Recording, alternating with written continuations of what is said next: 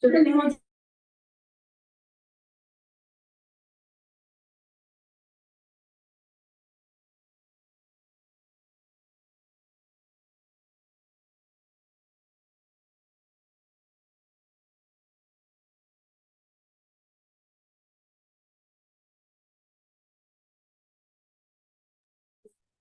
be here. Okay.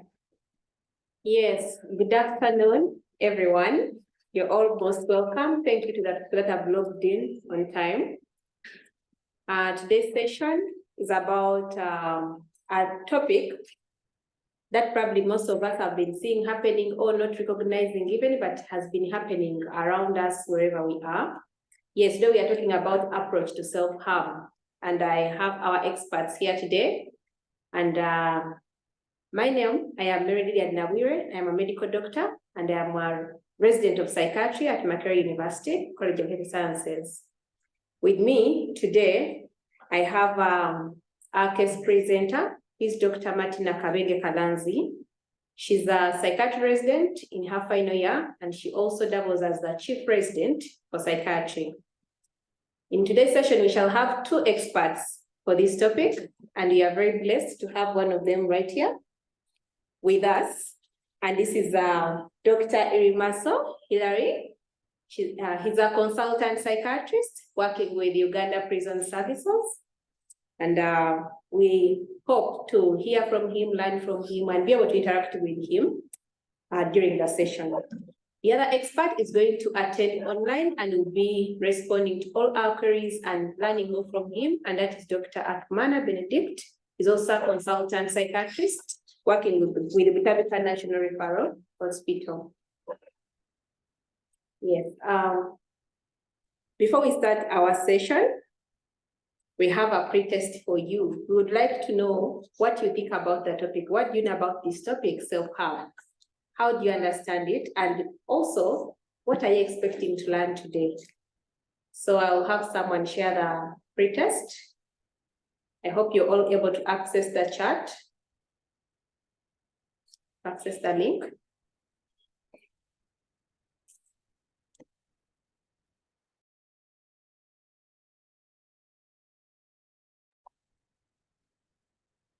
All right.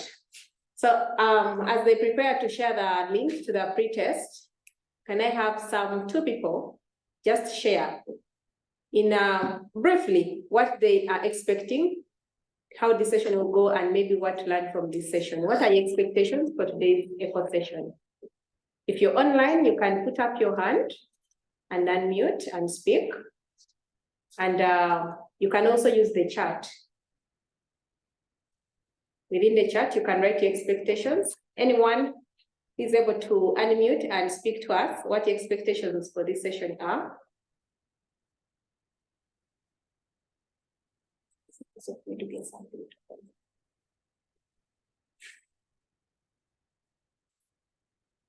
Someone with who is online able to monitor.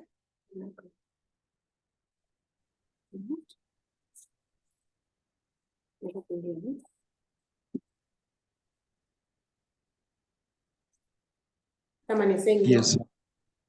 Yes. First one says definition of self-harm. Okay, thank you very much. That is Rachel Mugera.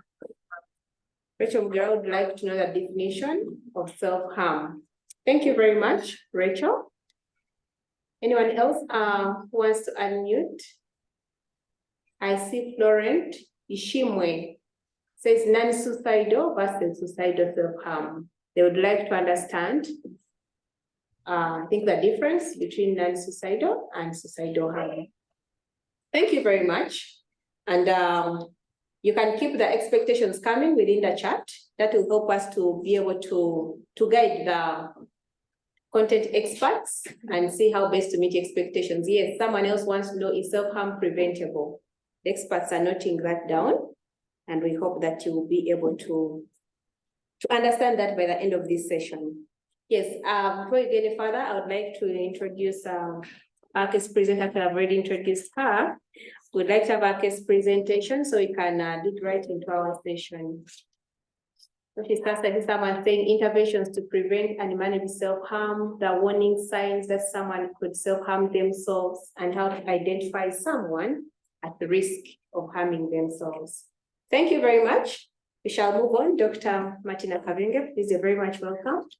Present your case.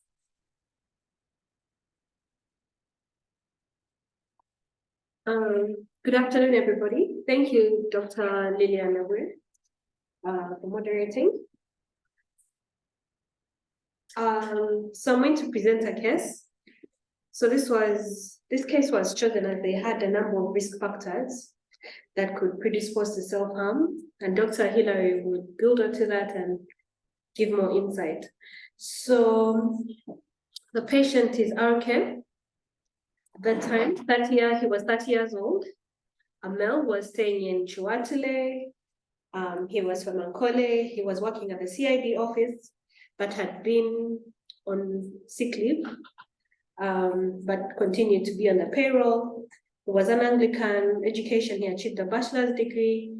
He was engaged, and the date of readmission, which is what we'll be discussing, was the 14th of June, 2023. So the presenting complaints for that patient was sudden collapse, suicide attempt, and feeling extremely sad. So he was admitted on the 14th of June,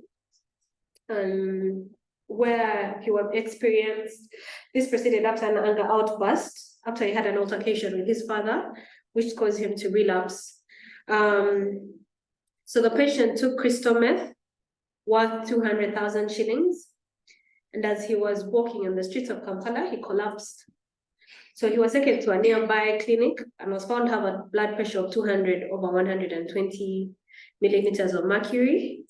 He was stabilized and sent home, but the details of what medication he was given at the clinic were not reported. So upon arrival home, he experienced abnormal behavior, which was characterized by voices that other people didn't hear and paranoid behavior, as he kept reporting that people were out to get him. He also reports that at that time he tried to end his life by slitting his wrists, his lower limbs and back. And he says he did this as he would rather die than be condemned by other people who others couldn't see. At that time, he also experienced excessive sadness, social withdrawal. He had a low appetite. He wasn't feeding well. He had reported no sleep in 2 days. He felt worthless and a disappointment in his family members. So then there were no symptoms of talking too much or having thoughts of having special powers or reckless behavior, which was characterized by excessive spending. At that time, he also reported feelings of excessive worry, and this had been on for about 4 months since his previous discharges, where he was afraid of relating with people and their attitudes towards them. This also pushed him to self-isolate more. He had no thoughts of external control. There was no history of abnormal jerking movements of the limbs, forthing, or tongue biting. Past psychiatric history, this was his third admission to the hospital, and all admissions had been for substance use disorder. He had been using pethidine, heroin, stimulants, pethidine and heroin, as well as stimulants, crystal meth, and cocaine, and alcohol as well. He had an naltrexone implant inserted in April 2023, which was prior to his discharge before the second admission. He was also managed for major depressive disorder, and he had been on fluoxetine since March. He had a comorbid diagnosis of antisocial personality disorder, but as we kept talking to him, we found out that he might be swinging with multiple personalities, as he had some borderline traits as well. So he has a positive family history of substance use disorder and depression. Past medical history, he's not diabetic, he's not hypertensive, and his HIV status was negative. Past surgical, there was no history of head trauma, there was no history of blood transfusion. Family history, was a firstborn of 3 siblings, both parents are alive and well, but he currently has a poor relationship with his parents. The mother has an alcohol use disorder. He wasn't working and was staying with the parent in Chiwatule at that time. personal and social history, he had a normal childhood. Pre-morbid, he had a very good relationship with his family members. Pre-morbid and morbid, the report, he was very charming, extremely charming, manipulative, but he was someone who was also very impulsive with dangerous behavior. He's someone who would act in a moment, like you saw when he was angry, he would take a higher dose of like stimulants, or at times if he was hungry previously, he would use excessive substances in excessive amounts, or he could just cut himself. He also disregarded other people's emotions, especially his family members. He had very unstable relationships with his family members and his friends, as well as his intimate relationships. He's also someone whose mood would change rapidly. One time he's very happy, the other he's very sad, and he would swing between the two. He's also a very short-tempered person, and he also became very, very paranoid, but the paranoia came in after the substance use. So then he was working in the CID office, but had been off duty for 6 months, but stayed on payroll. Forensic history, he had none, but he says he was a police officer, so he would get out of trouble without being caught. He was not married, he didn't have children. Currently, he wasn't contributing to the home at all. And he was always arguing with family members in the house because he felt control. So the MSE on that day of admission, the appearance and behavior, he was an adult male. He looked his age, red eyes. He had cuts on his arms, legs, and neck area. He was fairly kempt, but restless. The speech, he had an increased tone and volume, but it was coherent. Mood, he was very irritable. And it was congruent with the affect. The suicide third person scale is scored 10. Thoughts, he was preoccupied with thoughts of wanting to die, and he also had paranoid delusions of people being after him. Perception, he still had auditory hallucinations. Cognition, was oriented in time, place, and person, but he was very uncooperative, so we couldn't continue to complete that MSE. Physical examination at that time, he was well nourished, but he had needle scars and fresh cuts on the body. There was no pallor, no jaundice, and he was moderately dehydrated. His BP when we took it was 160/110 milligrams, which could be the effects of the stimulant as well. His heart rate was 102 beats per minute. His temperature was 36.9 degrees Celsius. CNS, he was alert. GCS was 15 out of 15. So we're dealing with a 30-year-old male with a substance use disorder, stimulant use disorder, and an opioid use disorder, major depressive disorder, antisocial personality disorder, readmitted after suicide attempt, intoxication with stimulants, crystal meth specifically, abnormal behavior, which was characterized with auditory hallucinations. He had also been on fluoxetine, as well as he had a naltrexone implant. On MSE, significantly, it was the cuts all over his body, the irritability, and the restlessness, and a BP of 160/110 millimeters of mercury. So the problem list at that time, it was the crystal meth intoxication, which is stimulant intoxication, then major depressive disorder with a high suicide risk, then psychosis secondary to substance use, the high blood pressure, which was most likely the effect of the crystal meth, stimulant use disorder, opioid use disorder, and we were also querying a multiple personality disorder as a person kept swinging between antisocial personality traits and borderline traits as well. So at that time we did investigations, the full blood count was normal, his LFTs and RFTs were within the normal range, but the urine drug screen was positive for amphetamines. Collateral history, the mother didn't know much, but she also reported she didn't know what he had ingested as he walked away from home that day. So he was managed on clonidine, he was given haloperidol, and he was continued on the fluoxetine. Relapse prevention strategies were discussed, but one started on that day, as we needed to stabilize the patient first, and he was continued with the individual and group psychotherapy. He was also a very good guitarist, a very good one. So they kept doing music therapy, but some may ask how useful that would have been. So follow-up the next day, he was much better. He was calm, he was cooperative, he was still feeling sad. His affect was congruent with his mood. Now the next day, he had no thoughts of wanting to end his life, which was there before. And as Dr. Hilary will discuss more, that happens in patients with personality disorders.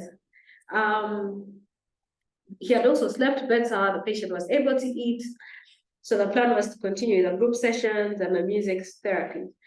So on 28th July, he was discharged. He continued to come back for follow-up and for the group sessions. The mood improved over the period, but at times he would fluctuate during the periods from the time of admission. So at times he would be happy, then the next time you see him, he's very sad and irritable, and that persisted. Then on the 4th of August, he came back for review. He looked disheveled, his eyes were red. He was very irritable. He reports he was still after an argument with his parents. He reports not using the crystal meth at that time. Unfortunately, we did not do a drug screen on that review. So we still went through the motivational enhancement and the problem solving. On 20th August 2023, the patient was found dead, suffered a cardiac arrest, and the most likely cause of death was an overdose on heroin and pethidine. May his soul rest in peace.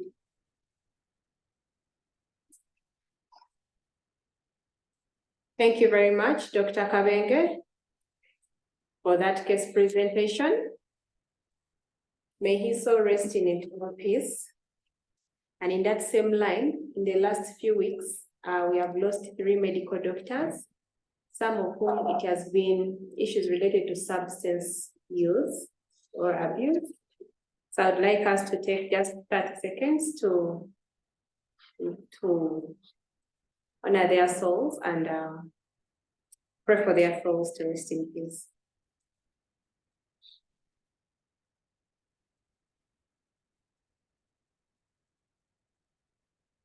Amen. Yes, I'm assuming that you have all heard that case and you have been following.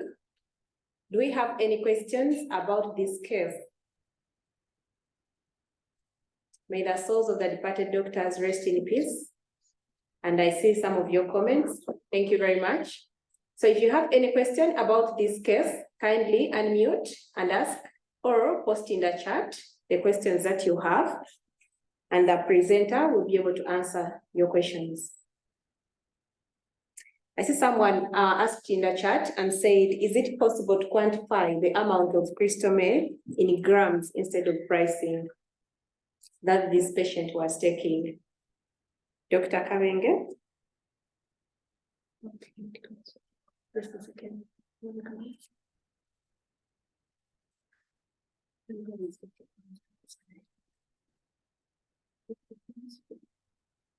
Okay, just a second.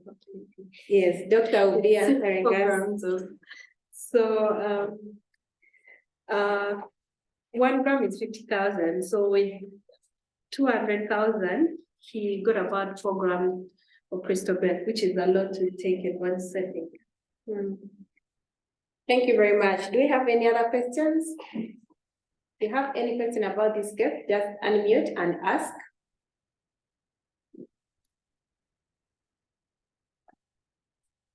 Okay, if not, then we shall move on. As we can see from this case, self-harming behavior is someone says there's a raised hand. Yes, I have a question. Yes, please. In the case presentation, doctor reported that this patient had significantly improved. I am wondering what happened in the period between the last review and the time when he was suddenly found dead. What had changed? Thank you. So there were risk factors in he wasn't working, he was in his 30s, but depending on his family members who were very controlling. He had a mother with an alcohol use disorder, then the comorbidity of the personality use disorder. Dr. Irimaso will go through that. all those are risk factors that could predispose him and prevent him from improving greatly while in the community versus him being in the hospital. So there were continuous stressors that would still put him in that state. Okay, thank you very much, Dr. Kabenge. And there is one more question. Was suicide assessed for on his review visit? On his review, yes, we kept doing suicide assessments. And at times, there are times he would come, like there are times he would come in and his suicide risk would be very high. He would have, but this was after he had had arguments with his family members. Then was another time, the time we saw him again and he was calm, it was low, he had no plan, there was no intent. But I guess that's what he also wanted us to hear. Like I said, this was a patient who was very manipulative. You had to really corner him to get him to tell you the truth. He would see like 3 people, and in one day, and in that day, he has told every person a different story. So at times you would assess and it's moderate, minimum moderate, then there are times you'd assess and it was high. And I guess that also comes with personality disorders, the impulsivity as well. All right, thank you very much, Dr. Kabenge. It's unfortunate that this patient ended up taking his life. And this is why we are here today, to be able to identify these cases, to be able to be informed as health workers, because this self-harming behavior is not very uncommon to us. We see many of these patients in our facilities, but maybe some of us actually don't know how to identify them, or we may see certain signs, but we don't really know how to interpret them, or maybe we don't even know where to actually refer these patients for care. So this is why we are here today, to be able to learn more, be able to understand what one is, or what one can do as a health worker if you come across such a patient or a person. And even amongst ourselves, we see that mental health issues are also very common among health workers. And so we need to understand how to actually go about it. Before we continue, there is a pretest that we have to share. Well, we won't be sharing our pretest. So unfortunately, and thank you for all your questions. I see that there are still many questions in the chat about the case. I think we shall just answer 2 more and we shall stop there.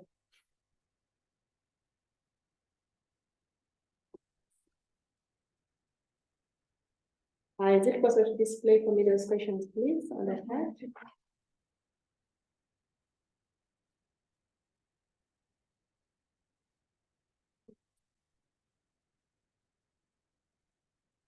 There's more questions up there.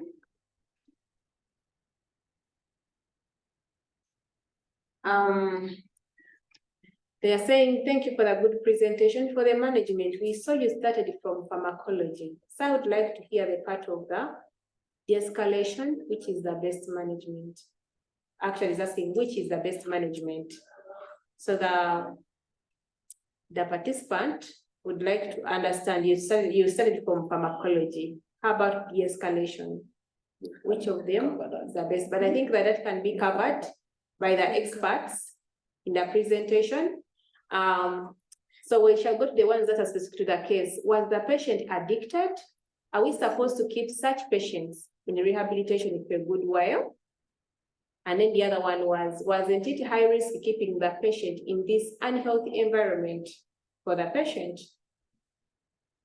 Yes. Dr. Kabenge?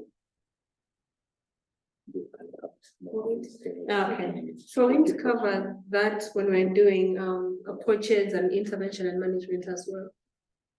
Yeah, so that the participants kindly keep on. Those questions will be answered as the experts present about the topic. Therefore, we'll move straight to our expert. Please, Dr. Irimaso Hilary. He has already been introduced and is going to take us through self-harm, what the causes are, what the investigations are, or the investigations that we need to do as health workers, and also what is the long-term management of self-harm and what are some of the complications that could arise with this kind of behavior. Also, he'll be able to answer some of your questions that you've been posting in the chat and also the expectations. Dr. Irimaso, you're very much welcome. Thank you. Thank you, Dr. Lilian. It's a pleasure being here and being able to talk about one of this topic, one of the most contentious topics in mental health, but also in general medical practice. As we may know that many times we see a lot of these patients in emergency departments, in primary health care, because almost all patients with self-harming tendencies tend to first present in a primary health care setting, and most importantly, emergency settings. Even for our patient here, as you had fainted on the streets, was taken to a clinic, assessed, and then management followed until more history was got from them, and then they referred to mental health services. Maybe a few statistics here that as we are saying, almost all these patients with self-harming tendencies will first present in primary health care settings.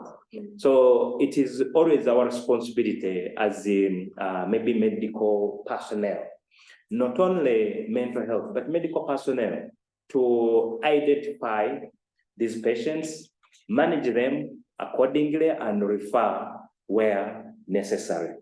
We know that most of these patients, even when identified with self-harming tendencies, tend to be sent back home. And most of those patients sent back home are not referred to mental health services. You'll find that half of those patients sent back home, even when a mental illness is identified or a self-harming tendency is identified, are never referred, and therefore they never seek help. For those that are admitted, depending on the attempted suicide method used or self-harming tendencies used, they tend to be treated for these physical effects of self-harming tendencies. For example, poisoning, they'll manage them, all wounds that they get, they'll manage them, and many times they will not refer to mental health services. We see a lot of these cases not being referred to specific mental health services for management. And then eventually they tend to complete suicide, complete the risk. Because we also know that the more times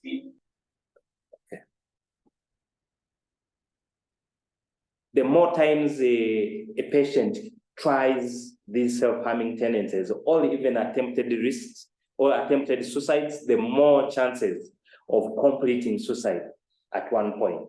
So that's why we don't want to miss anyone with any of these self-harming tendencies or attempted suicide at any one time.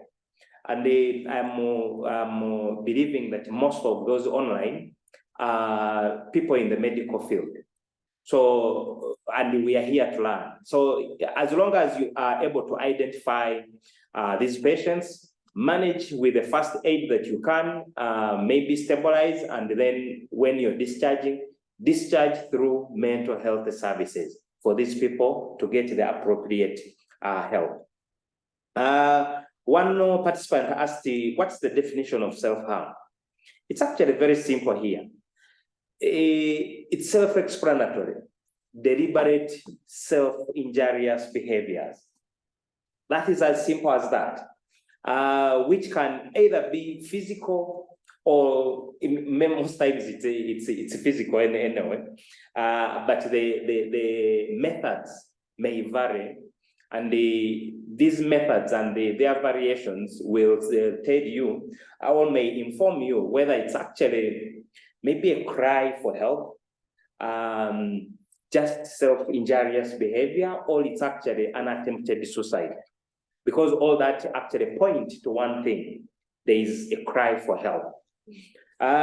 You'll find the probably different marks on the body, on the wrists. People will try to slice their wrists. Using different things. I have had patients using their zippers to try to injure themselves, or even blunt objects. I have got clients or patients who try to cut themselves with the razor blades. I have had one who was burning himself with the cigarette butts. So there will be any sort of injurious behavior, as long as it is self-inflicted.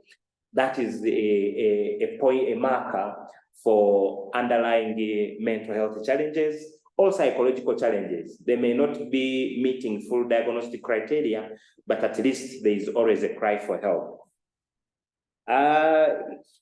What would be the cause, as indicated in these same questions here? In the mental health, we don't usually say causes.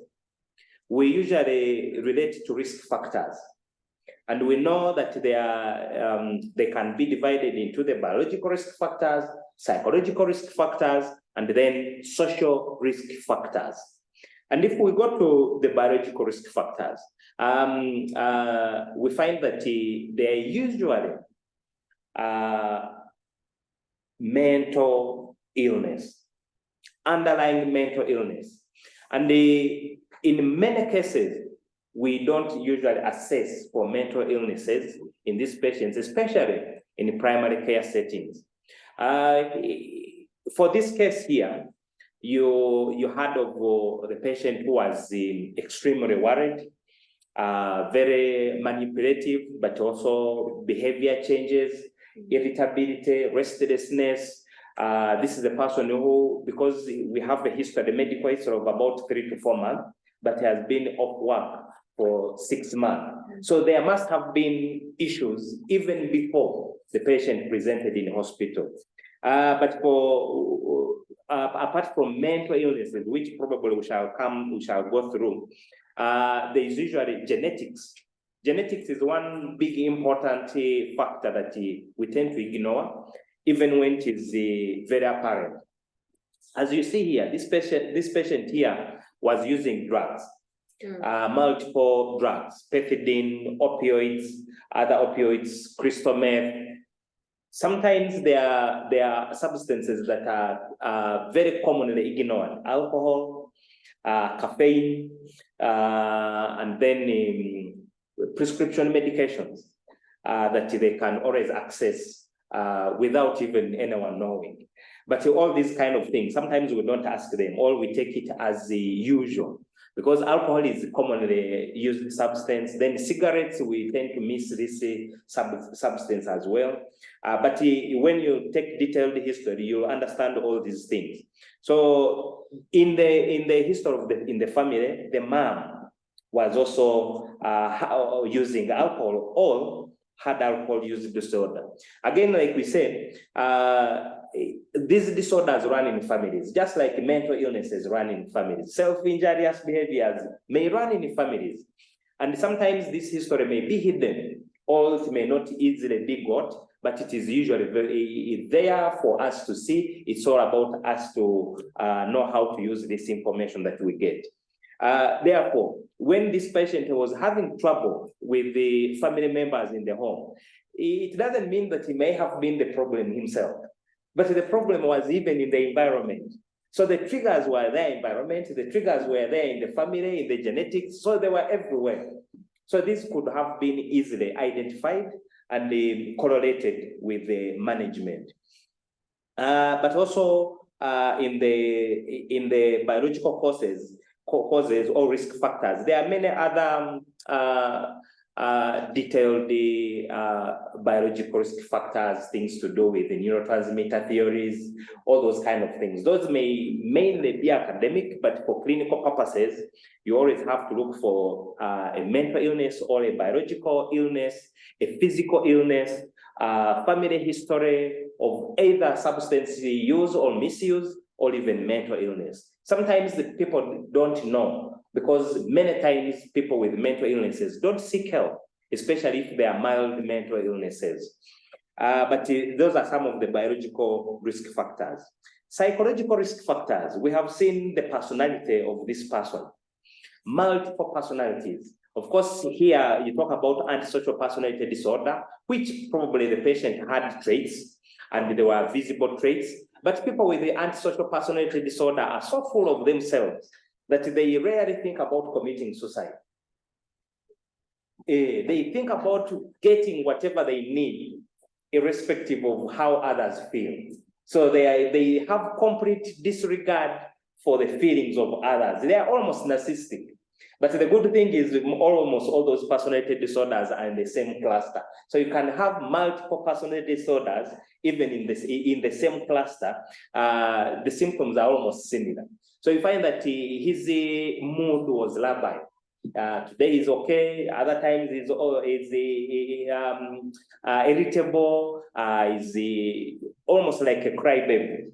And that is very, very common with borderline personality disorders. These are the people that you'll find with abnormal behaviors, probably without even an identifiable other mental illness. But of course, in this patient, in this case, there were very many other identifiable mental illnesses, but personality is a key element here. Psychological, because these personality disorders will define how you think, how you act, how you behave, and how you progress. People with the personality disorders actually tend to use a lot of drugs because they don't care enough about how they feel. They have a complete disregard for their welfare, their life, their well-being, and the well-being of others. So all these psychological factors can play a very big role. And we see it here in this case. But also social risk factors. And most of these are basically the risk factors that very many people tend to look out for. Social risk factors. As you see, this gentleman was isolating himself, was no longer going to the work. We don't know whether it was a sick leave or absenteeism, all that kind. But there was an issue with his work. Thankfully, depending on how you see it, he was in a government institution where job security is always guaranteed, but it's no excuse. When you see that there is a disturbance in one's social and occupational functioning, then that was always, in DSM-5, that is usually one of the main diagnostic factors. Social and occupational dysfunction. And we see it clearly here. He was isolated, was missing work, all those kind of things. He probably didn't have so many friends. He was still living home. This was a person who was engaged, but still living home with interpersonal disturbances. So all these are social issues. Sometimes you relate this to peer pressure, but again, it doesn't matter who you are with, because you can't say these are his peers. No, this is the home environment that was having interpersonal relationships. Probably we don't know what was happening at work. We didn't have collateral history for that. Why he was absent for 6 months. They tend to usually have issues with almost everyone else at work, at home, and in the communities. Everywhere they go, they tend to have issues because they are usually highly irritable. And that is the keyword, irritability. And we saw that in your presentation. So there are many other issues to do with the social risk factors. Many times, everything that causes a little bit of discomfort in our society will trigger these symptoms in these patients. If I may go a little bit on the biological risk factors, especially mental illness. Here, we talk about depression here as a diagnosis that you are managing. That is clear, definitely. Because with depression, there is that clear history of sadness, almost every day, almost daily for at least more than 2 weeks.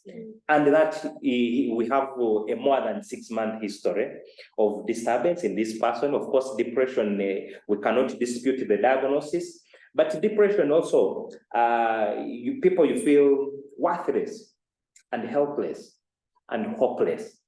You lose interest in previously pleasurable activities. There's reduced psychomotor activity. All these feelings can predispose you to feel like, what am I left on this world? Maybe it is better I die. You feel like you're no longer wanted, you're not loved, you're not liked.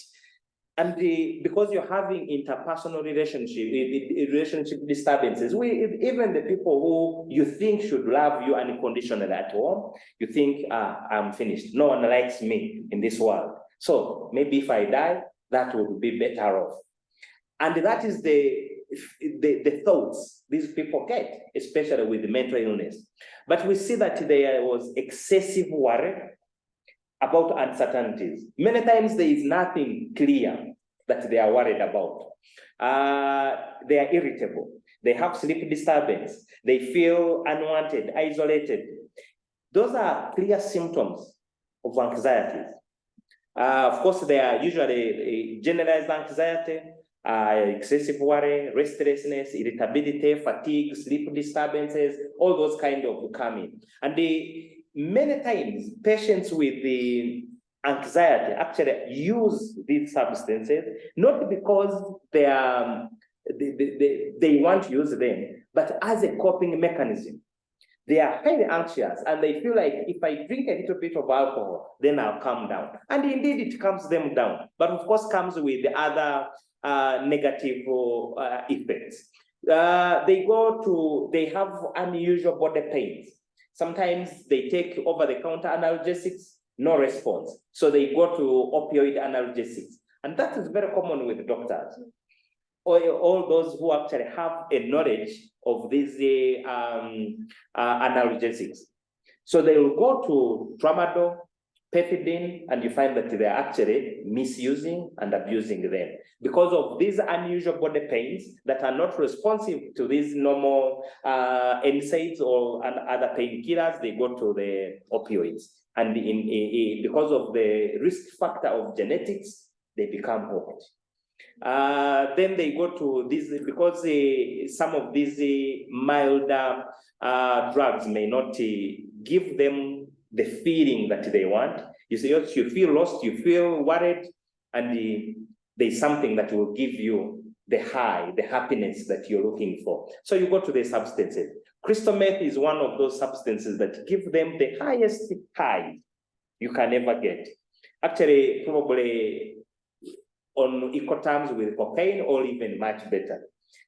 You could, for some of you who are very good at watching series, there's that Breaking Bad series, how it was impacting the communities.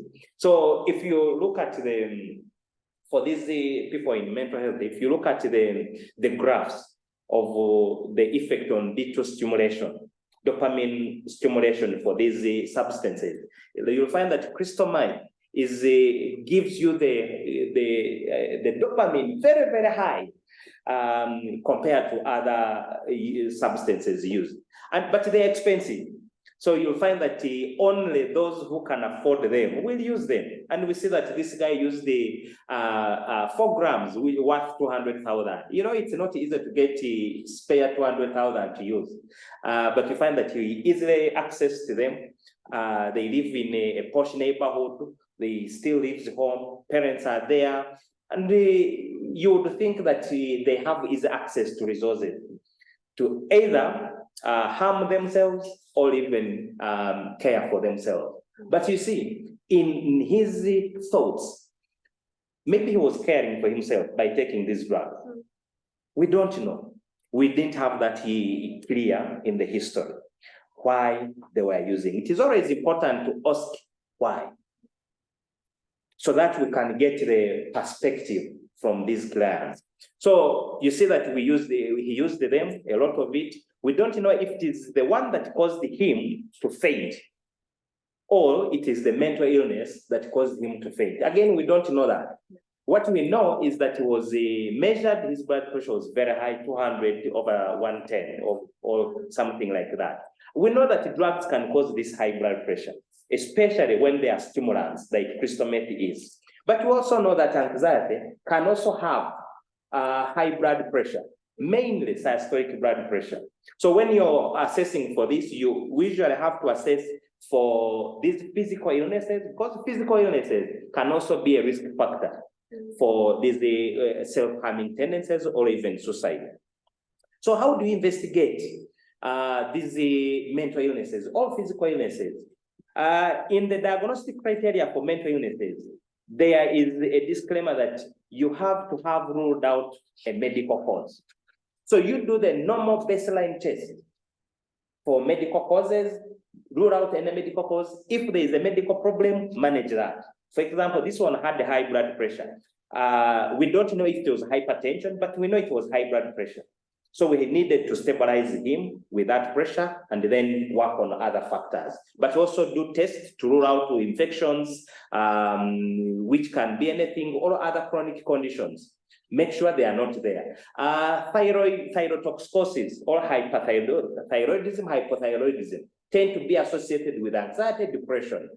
Can we do this test to rule out all these things so that we can know that when we make a diagnosis for mental health, it's purely mental illness. Then for these other mental illnesses, of course, the diagnosis is mainly clinical, but they are usually rating scales you use. Here we use a lot of PH2, which actually also has a suicide component.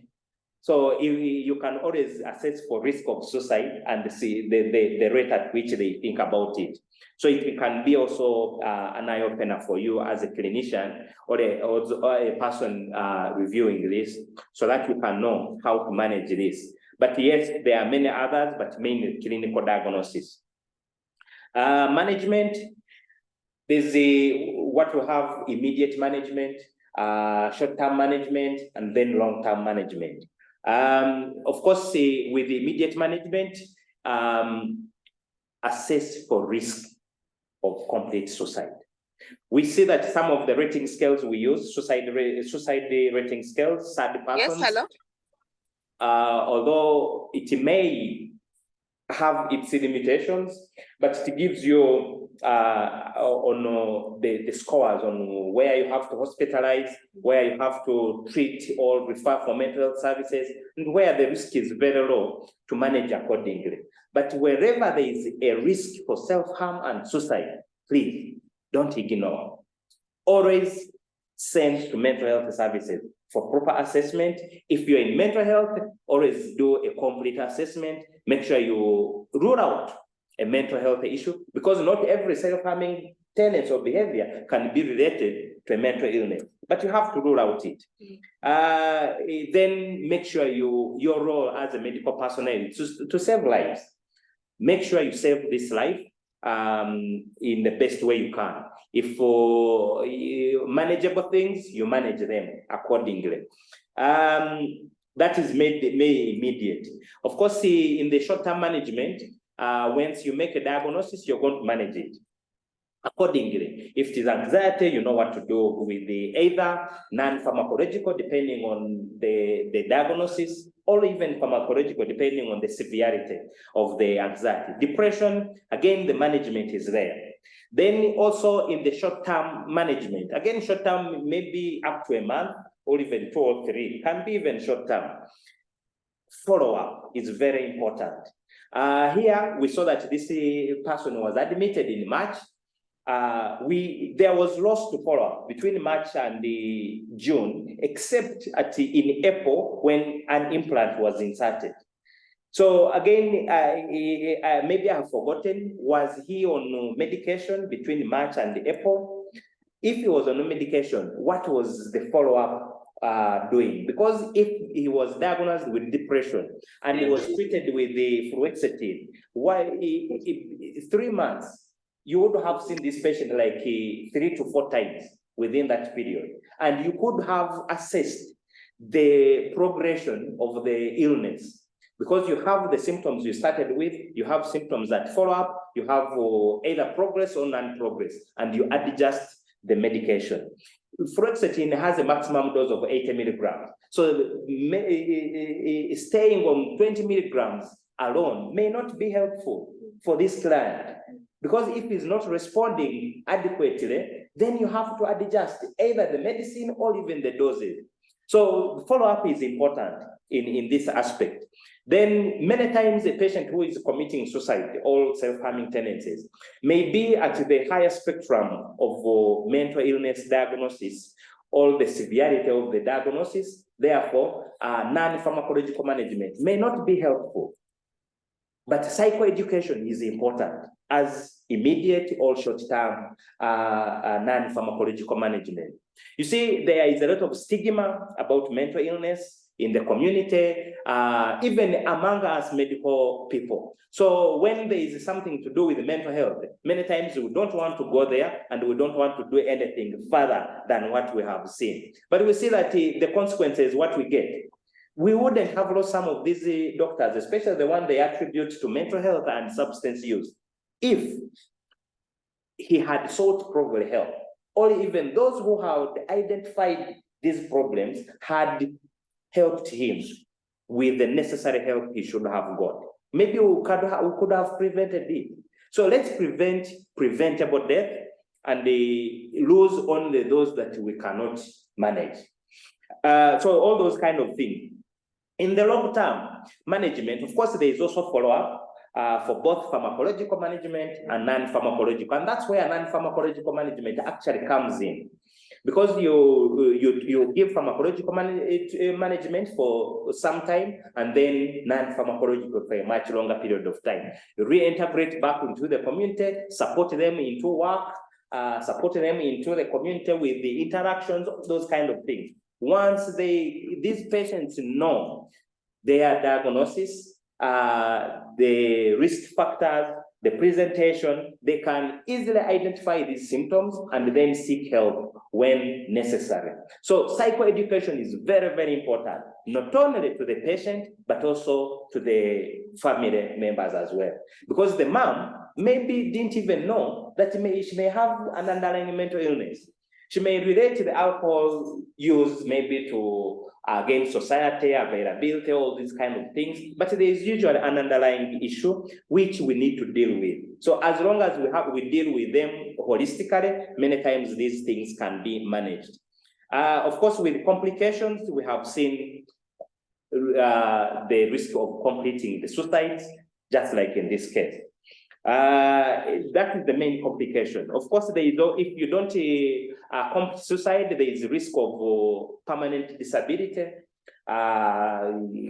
issues to do with financials, loss of employment. There are so many, all those kind of things. But of course, here complications, we talk about staying in long-term disability status, being a dependent, all those kind of things. Or risk of completed suicide. So many times when you die, things end there. But if you don't die and you get an injury, permanent injury, what happens? It is a burden to even the others, but also to you as a client. So we need to understand these things, identify them, manage them, what we can, refer those we cannot manage. Thank you. Oh. Yes, thank you very much, Dr. Irimaso. You have utilized your time very well. And we shall have enough time for our questions since you still have some more minutes remaining. Yeah. I have received quite a number of questions on the chat. Most of them, Dr. Akimana will be responding to them, but I'll pick out some for you as well. I have my question here, the first one. Was fluoxetine appropriate for such a patient, considering it is also mentioned that it increases suicidal thoughts? And you also mentioned that you could increase the dosage of fluoxetine in such a patient up to 80 milligrams.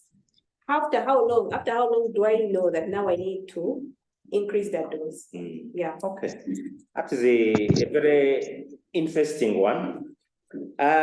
Was fluoxetine appropriate in this patient? Based on the presentation, the symptoms that are consistent with the diagnosis of depression, symptoms that are consistent with the diagnosis of anxiety, and symptoms that are consistent with multiple substance use disorders, yes, very, very appropriate. Of course, again, with the side effective profile of suicide risk, there are other options, but many times they are all antidepressants, stroke anxiolytics.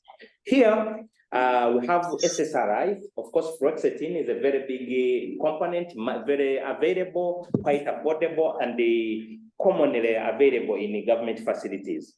So yes, it was appropriate, but we have other SSRIs with minimal side effect profile. We may have sertraline, we actually have sertraline, we have venlafaxine, we have desvenlafaxine, all those kind of things. We have paroxetine. All these SSRIs that are commonly available and could be options. We have also SNRIs. Venlafaxine is SNRI, but we also have other antidepressants. We have buspirone, we have bupropion, all those kind of things. Actually, bupropion would have been a good option, but of course, we are talking of a government facility where you may not have access to all this. Bupropion is quite very common, especially with the substances. Very, very good. Minimal side effects. It doesn't have the issue of suicide. Yes, but under the circumstances, fluoxetine was appropriate. But we saw where there was a second admission where the patient developed psychotic symptoms. I think it was apparent for the clinicians there to add there an antipsychotic.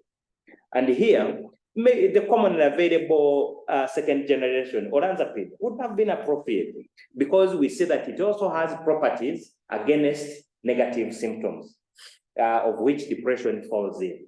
So there, many times you could have managed. When do we change? They all modify the dose. We know that most of these psychotropic medications, the efficacy is between 2 to 6 weeks, basically, 2 to 6 weeks, an average of 4 weeks. So if you have easy access, within 4 weeks, the patient has either responded or not responded. That is an appropriate time for you to review and adjust the dose within 4 weeks. And many times you see that we book them for a month. Yeah. And that is why we book them for a month, because we know the medication is going to delay to be efficacious, maybe a minimum of 2 weeks to 3 weeks. Then by 4th week, we can make an objective assessment of its efficacy. So there we can adjust within 4 to 6 weeks. Okay. Thank you very much, Dr. Irimaso. In your discussion, you mentioned that a number of the patients that come to other general wards and even health facilities that are not special for mental health issues, they are sent home with mental health concerns that are not addressed. According to the available research that has been done in the hospitals in Uganda, the big hospitals, national referral and regional referrals, it shows that 6% of the patients that are on non-psychiatric wards that have mental health issues are the only ones that are actually referred for mental health care. That means that 94% of these actually go back home with these issues. Now, what should be done for health workers that are not specialists in mental health to be able to identify these cases? In your opinion, what can be done to at least help or enable the health workers that are not mental health specialists to be able to identify these cases and refer them to appropriate care? That is also another very, very important question here, and basically an observation, a very good research outcome of which we see in our clinical practice. You see, they say there is no complete health without mental health. This every health worker knows. But you see, the stigma and discrimination we talked about towards mental illnesses and mental health cuts across the whole community, including medical workers. Yeah. They disinterest themselves in issues to do with mental health. Sometimes they even doubt them. They actually also stigmatize patients with symptoms of mental health. They stigmatize mental health workers. These are medical workers we are talking about. So they don't see them as a component of complete health care coverage. And that's why many times they ignore the symptoms and eventually don't help the patients. So what we need what we want for these medical workers is to interest them themselves in issues to do with mental health. I know that every doctor at least rotates into psychiatry. But when they come there, usually 4 to 6 weeks, maybe a maximum of 8 weeks, they are usually running around to collect signatures and they do case reports and they basically pass exams. Mm-hmm. They don't interest themselves into the real gist of mental health. Therefore, they don't understand it. They go there with a bias towards mental health. But if you go there, and I can confess that probably I was one of them in my undergrad training, but somehow, somewhere, I ended up in mental health. So you never know where you end up. So interest yourself in mental health, in symptoms, and understand that there is no complete health without mental health. Yeah. Please. Just like that. Again, we see that some patients with psychiatric illnesses actually present with the physical symptoms. Mm. But these physical symptoms are non-conclusive for any physical illness. If you don't find anything physically, don't treat for a non-existent physical illness. We know that if you don't find anything, there is nothing. Exactly. So sometimes they actually treat, they think about the diagnosis, mental health, depression, anxiety, then they give, because they are also afraid of these psychotropics. They are actually very afraid of prescribing these antipsychotics. So they will give very small doses of these medications. Amitriptyline is quite prescribed, 25 milligrams, but we know that in mental health, 25 milligrams may be, it doesn't help you with anything. So you have diagnosed well, but you have not referred and you have not treated well. So you have not helped the patient. So don't be afraid of referring these patients. Don't be afraid of interesting yourself in mental health symptoms. It doesn't hurt you to maybe check online about the other symptoms of anxiety, depression, psychosis, substance use. It doesn't hurt. But if you don't have that time, and you have the interest or the knowledge to think there is an element of mental health, refer, please. Refer.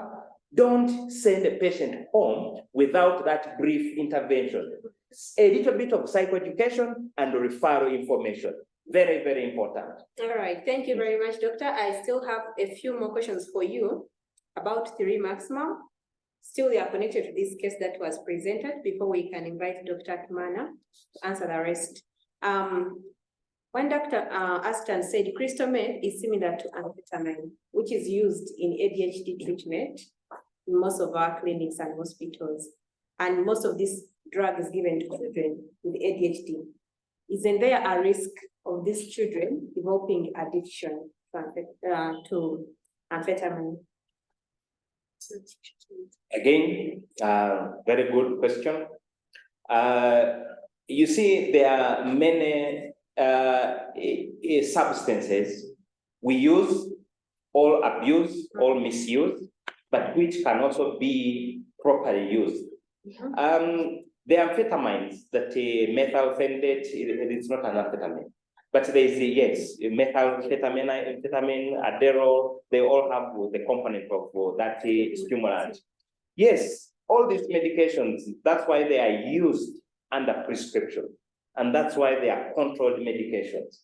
If it is a controlled medication and you irresponsibly use it, then there is an element or a risk of developing addiction.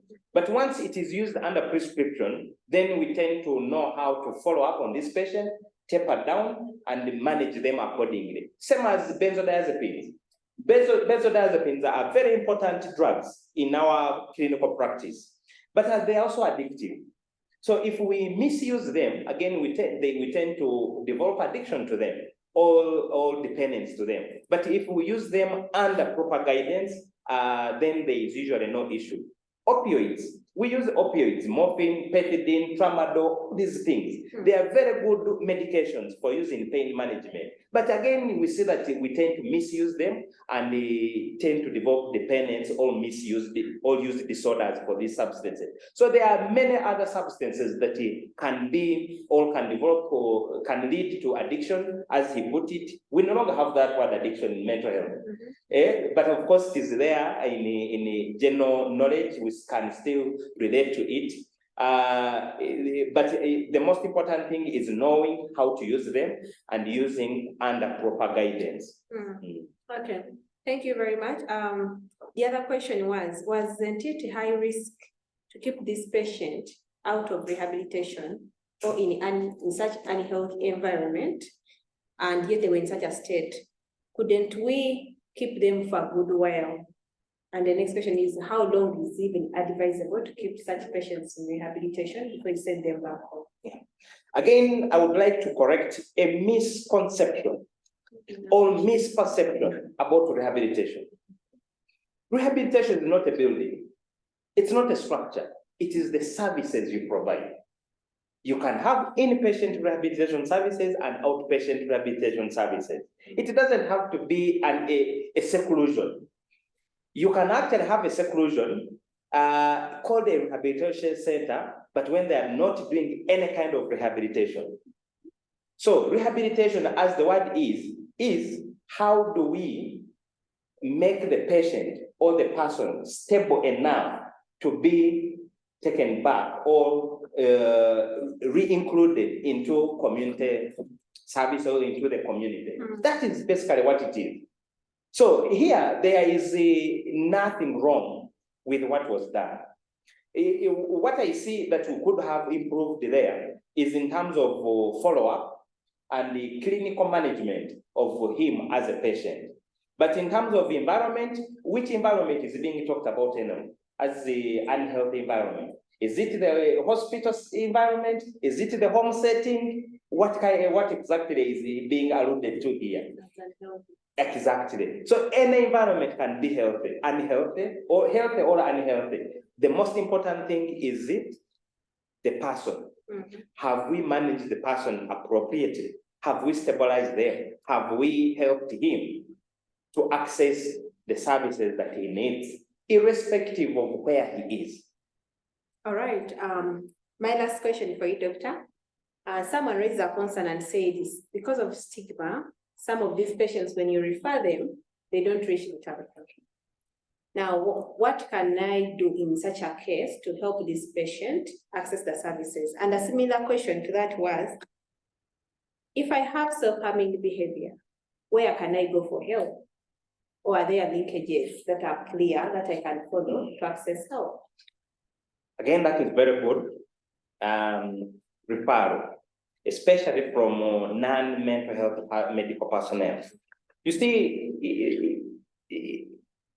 what happens is when, for example, a non-mental health personnel identifies the mental health symptoms, you see, the way they react is always something that alarms the patient themselves.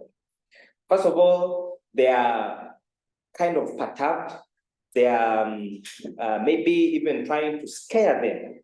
They are themselves scared as medical personnel, but they also scare the patient.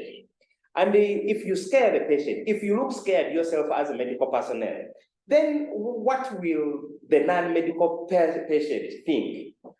Therefore, you'll say, things are very bad for me. But then if I go there, what will happen to me? Their perception goes to severe mental illness, even when the illness is mild. So therefore, our behaviors as non-medical personnel communicates a lot to the patient. Because we also don't know, we tend to scare them. But if you know yourself and you know there is nothing wrong, mental illness is just like any other illness, like hypertension, diabetes, or even HIV, because these are chronic conditions. If you interest yourself, understand it in the best possible way, based on your level or level of understanding, and then keep yourself calm and communicate calmly to the patient, then they will definitely seek help. But if you scare them, they will not seek help. If you educate them with the basic knowledge, then they will actually seek the proper services. But you see, when you look scared, when you impose your perception, either spiritual, because it has happened, many medical personnel say, these mental issues are not there. It is spiritual, go to church. So they will also seek those services where you, because as maybe a doctor, you are a very respectable member of the society or community. So people have a lot of respect in what you say. So if you tell them these are spiritual things, go to church, they will go to church. If you also believe in traditional aspects of causality, then the patient will seek help in the traditional practices. But if they see that you believe in mental health services, they will seek this help. So it's all about our perceptions, our behaviors, our knowledge about mental health that will inform the patient's health-seeking behaviors. Yes. Then the second part of the question was about Yes, if I have self-harming Yes. behavior, is there like clear linkage to care? What protocol can I follow to access care? and you see again, that is also important because the mental health service points are limited in our setting. Here in maybe in our Kampala Central region here, you'll find that 50 to 60% or even more seek services from private health practitioners. Many will go to government facilities, but also in government facilities, not every government facility has mental health services. So you find that the recognized mental health services in the country, one, Mulago, Bosa Mental Health Clinic, and then Butabika Hospital. But especially Butabika may have a negative connotation in many people's perceptions. But if you reach there, you actually find that it is a very beautiful place. You get the services that you want, you actually go back. But to get that initial point of going there becomes a problem. So that would be the initial point of service, of seeking services. But we also want to promote mental health services in the private sector. So that we have mental health points at almost all health care points. So that wherever you go, you can seek help. But also, this is one of the sessions where we want to promote mental health literacy among medical workers, so that at every point a patient is identified, then these medical workers actually know where to seek help, either privately or in public services. What is important is that if you have self-harming thoughts, actions, or behaviors, or ideations, seek help in any medical facility. At least that's the first point of contact. There, if you find someone who is very knowledgeable, which we hope almost every medical worker is knowledgeable, they'll be able to guide you in how to seek help.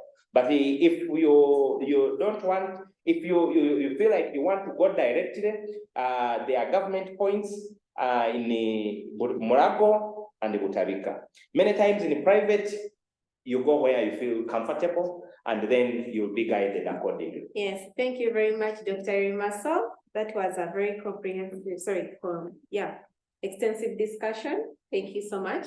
And by the way, just in case you have never been to Butabika Hospital, there are so many misconceptions about this hospital.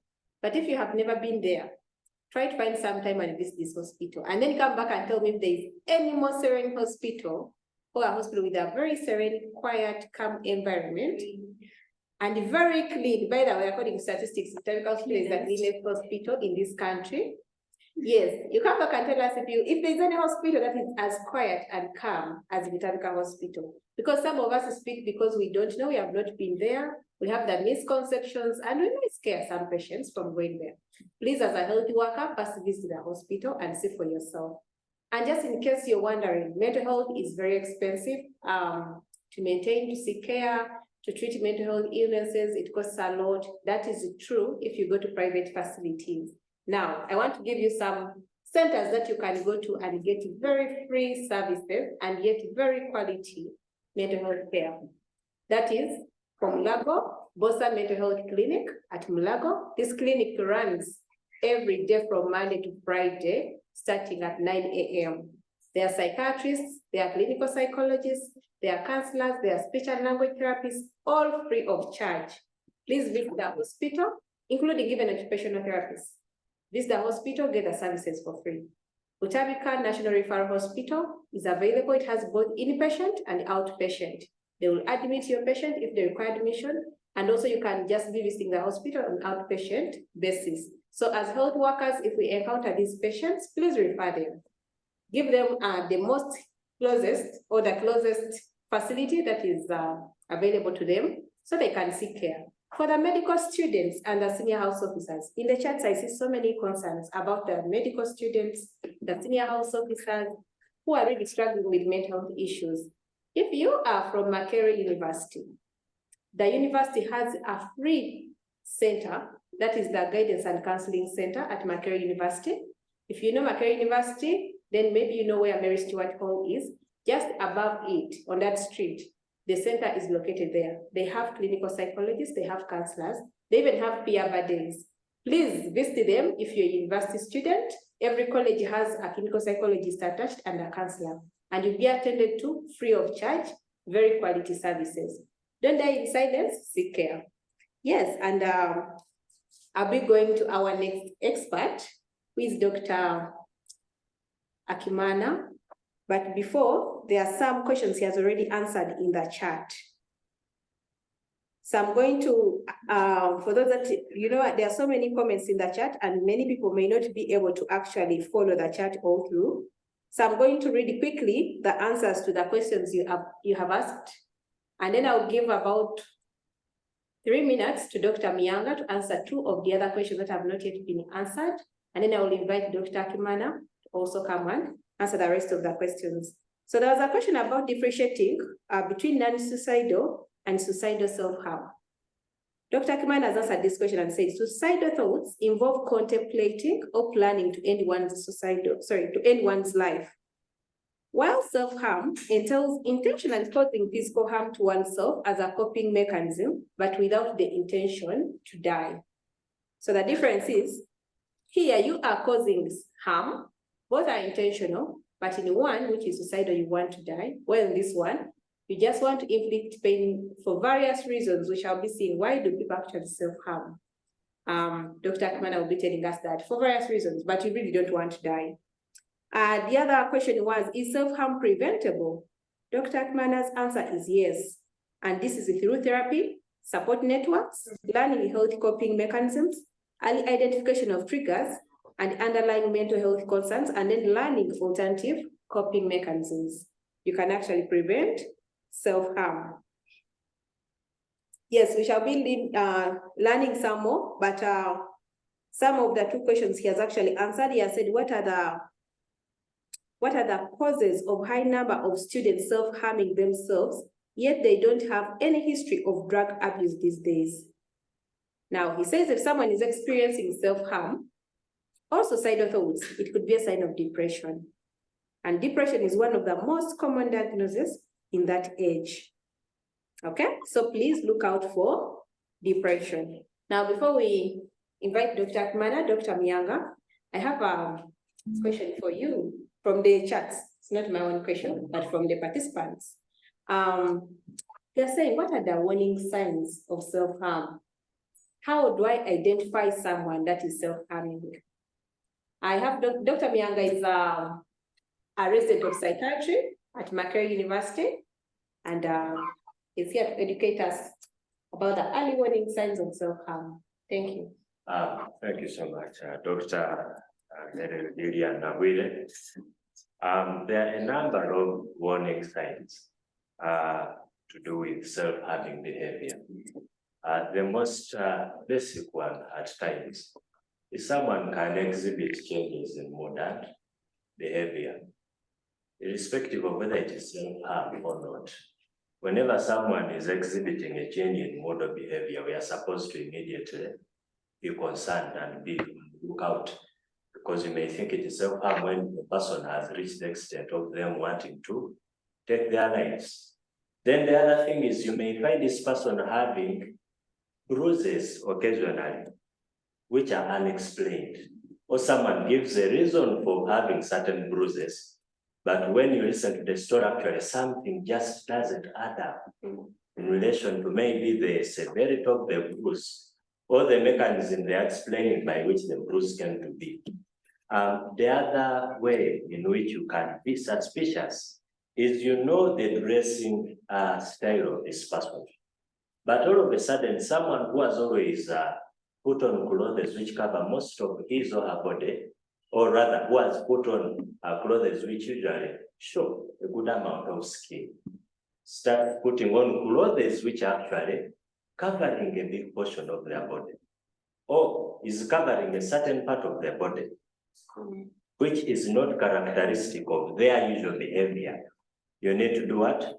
To suspect that something is wrong. Someone is isolating him or herself all of a sudden, but you know how they have been in the past. They have been outgoing people. They have been social. They're extroverted, and all of a sudden they are withdrawn. Someone is exhibiting isolation what? Behaviors. But you know that this is someone who has always been in war naturally. You should suspect that something is wrong. It is very important for us to understand the people who live around us, to understand their normal behavior. Because when we understand the normal, it becomes so easy for us to always know the abnormal. Thank you so much. Thank you very much. One last question for you, Dr. Myanga. Is self-harm behavior a form of attention seeking? Thank you, Dr. Lilian.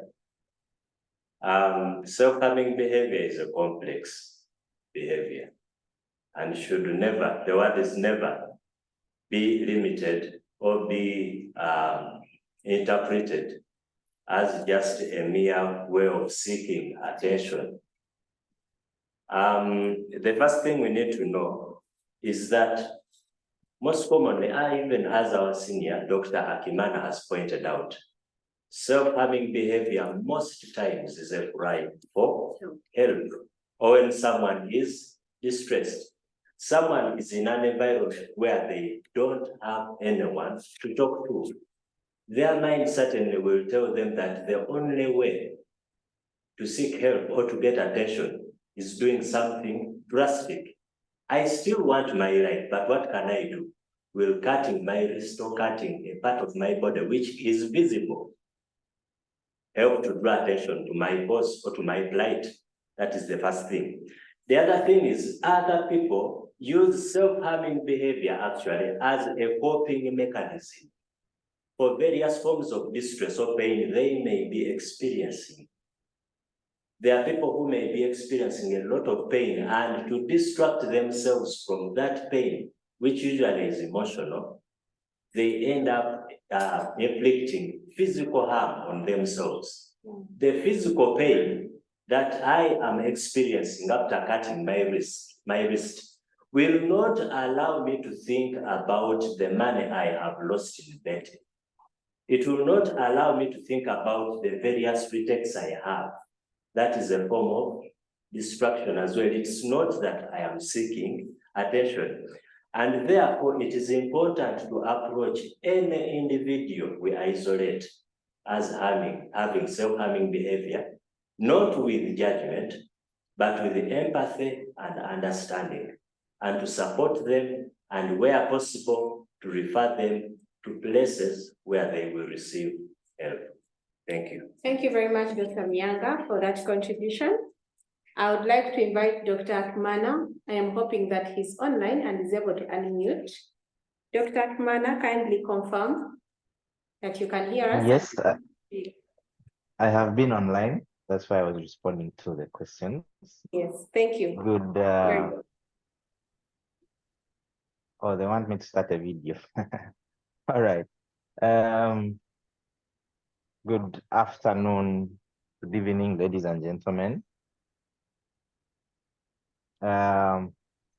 Yes, I've answered pretty much most of the questions they were asking, but maybe to add a word about Butabika Hospital. So I usually ask people a very simple question, what does Butabika mean?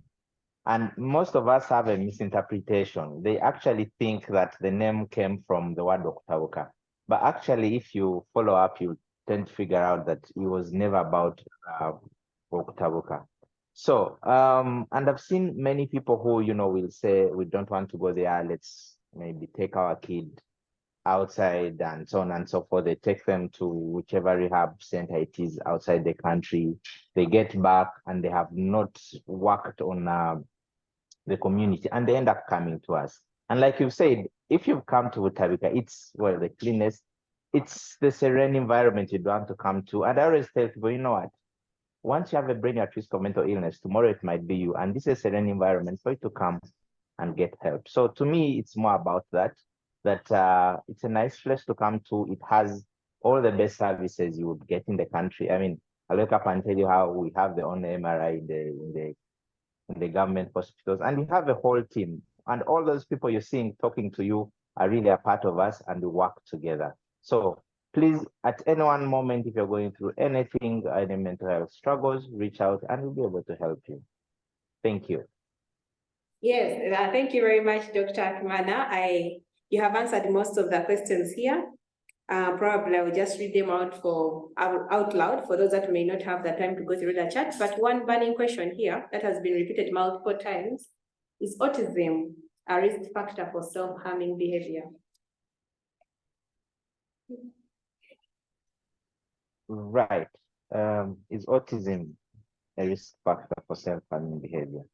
So sometimes children who are autistic, because it's a spectrum of an illness, may have a few of repetitive behaviors that sometimes one of the symptoms is people who are autistic, they don't have pain, so sometimes they cut themselves and they don't feel the pain the way the other people may see. So in one or the other, the child is actually cutting themselves, but they don't feel it. So not necessarily because it's a suicidal ideation, but because they don't feel the pain as much as anyone could feel it. So you will find these children doing self-harm. I don't know if that was good enough. Yes, thank you very much, Dr. Akimana. And there's another question. Someone shared about a case of a young person who has had recurrent depression with substance use disorder and a personality disorder. This young person also has suicidal thoughts. So what is the best long-term management plan for this patient? Wow. Dr. Irimaso seemed to explain how we manage people. Of course, you have the biological aspect and psychosocial aspect. We want to find out, where is this patient from? What are the triggers?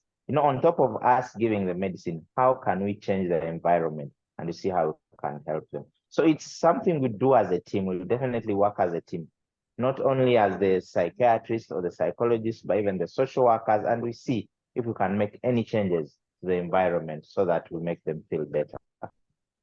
Thank you. All right, thank you very much. Doctor, I'm just going to read out loud the answers to some of the questions.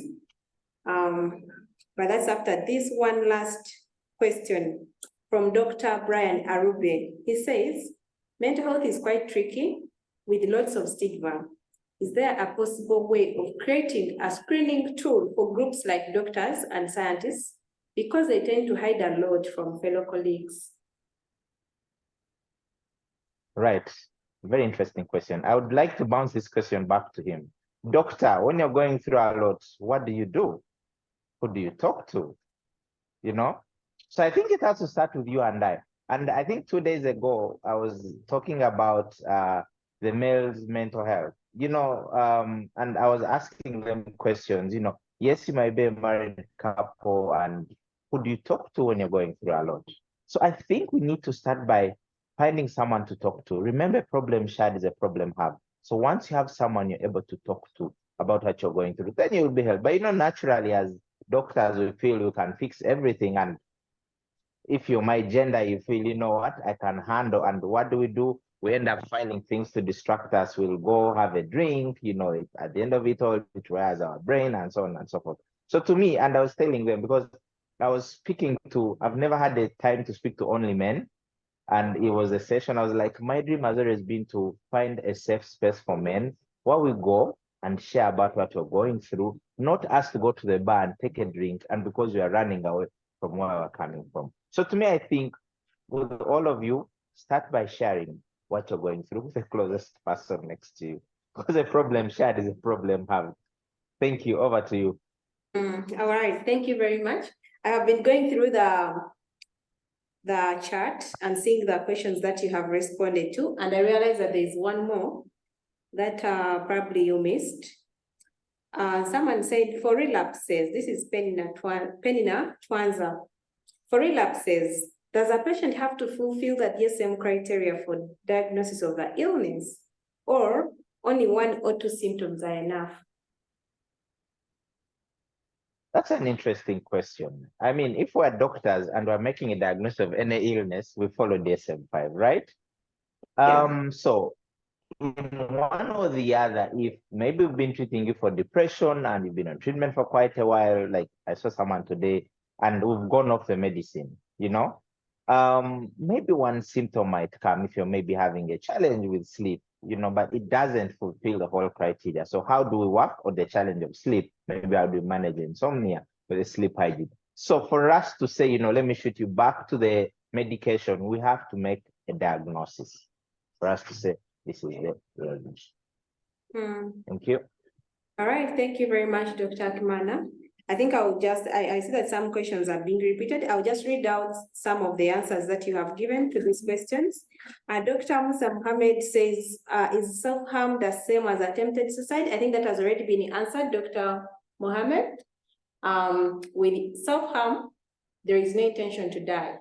Attempted suicide, someone has the intention of killing themselves or taking their life.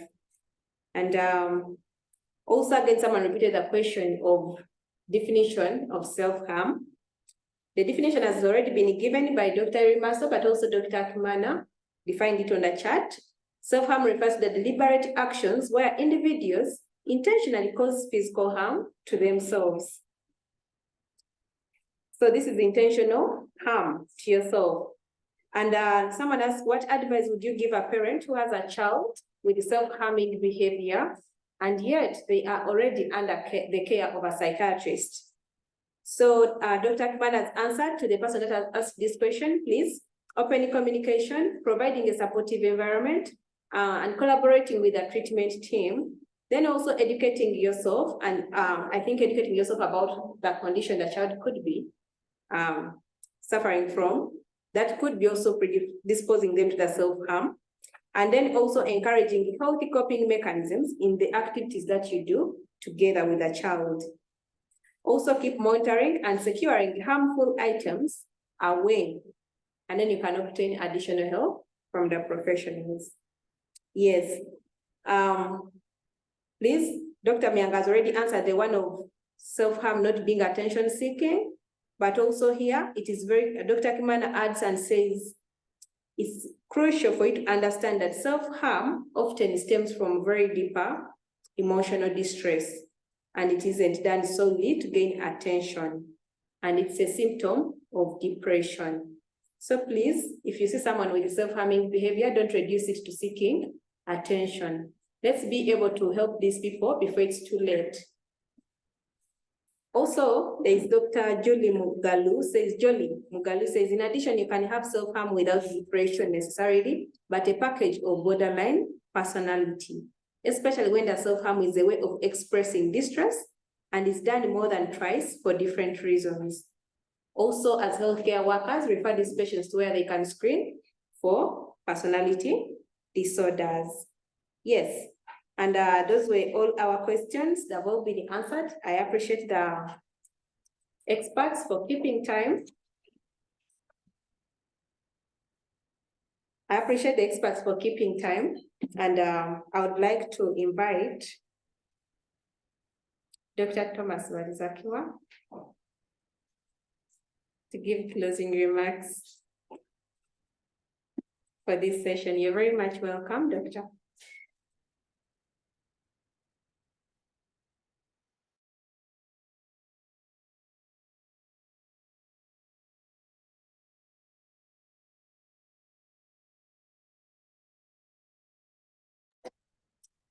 We want to be having our post-test since we didn't have a pre-test for this session. On that note, let me start with Dr. Kabenge. Kindly give a parting shot to the participants. Thank you all for attending this. This is a very important topic. I think we should have mentioned earlier that this is a big problem in schools, and teachers or parents or administrators might think that children are pretending or they're trying to seek attention, like I saw in some of the comments. But no, this is a cry for distress. Something needs to be done, especially during this holiday. This is the time for you to sit down with your child, talk to them, try and understand, like Dr. Akimana said, open communication, and please get them help. We are always here to provide our services, as our goal is to provide better mental health for everyone. Thank you all for joining, and please spread the word to others who may not have joined. Thank you very much, Dr. Kabenge. Over to you, Dr. Miang. Thank you so much. I would like to state this on the somber note, that your pride as a health worker matters, but your life matters more. If you're out there and you're having challenges to do with self-harm or having suicidal thoughts or ideations or struggling with any form of addiction, please don't die alone. Seek help. We are there for you. Thank you. Thank you, Dr. Mianga. Dr. Akimana, I believe you're still on. Kindly give your closing remarks to the participants. Right. Thank you so much. Like I always say, once you have a brain, you're at risk of mental illness. Tomorrow it might be you. How do you want to be treated? Be kind. Do unto others what you want them to do unto you. Thank you. Thank you very much, Doctor, and thank you for keeping on and sparing all that time. It's not easy to keep online for this long. We shall have our expert, Dr. Irimaso, close last. Please, Doctor, what is that one last message you would like to leave with the participants who are mostly health workers as they leave this session? Well, thank you very much, and thank you for moderating this session expertly well. My message to especially health workers is that mental health is real. It affects everyone, irrespective of age, education, occupation, financial status, race, or anything. It is here with us. In Uganda, it is here with us. It is here with us in our medical practice. Let's not ignore it. Let's try to interest ourselves in a basic understanding of at least the common mental health illnesses, anxiety, depression, psychosis, substance use disorders, very common. So at least with that, you will never go wrong. You'll be able to identify them in yourself, in your colleagues, in your friends, in your family. And then once you identify them, it will be very easy to manage. Once we know what you have, then it will not hurt you. So please, mental health is part of, there is no complete health without mental health. Live by that, work by it, practice it. Thank you. Thank you very much to our experts, also to Dr. Kabenge for such a wonderful case that you presented. I mean, not wonderful in a sense that a patient passed on, but was wonderful for our learning. And to our dear health workers that have attended, thank you for sparing the time to stay online up this time. I see that the participants are still on, yes, at 134, that's a good number, keep for almost 2 hours on. And to all of us, please, healthcare workers will stigmatize patients with mental illnesses a lot. So from this session today, if there's anything that you're taking home, please know that it can be you anytime, or it can be someone that you know, someone close to you, someone who is your loved one. So treat every patient as though it could have been you. Treat every patient the way you would want to be treated if you were the one in their shoes at that time. Be able to be on high alert for mental illnesses because they are with us, they are common, they are not happening for that we don't know. They are happening for that are among us. Please be able to identify these cases and refer them if you cannot manage. If you can manage these cases, please don't disregard them, manage them, and offer the support and care these patients need.